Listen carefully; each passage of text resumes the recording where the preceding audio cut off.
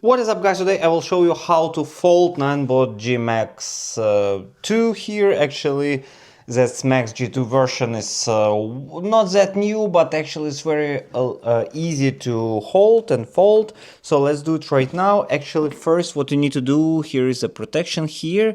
Put it up, and you see it's getting loose here. It's more convenient to do it, of course, with one hand, but I can do it with two hands.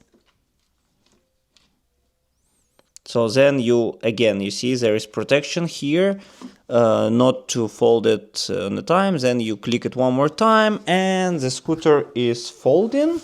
Let me show you how it's going. It's folding, and here you can fix it. From the side you have this fix, and then you can carry it with you around. So it's actually quite heavy to carry, but you can do it.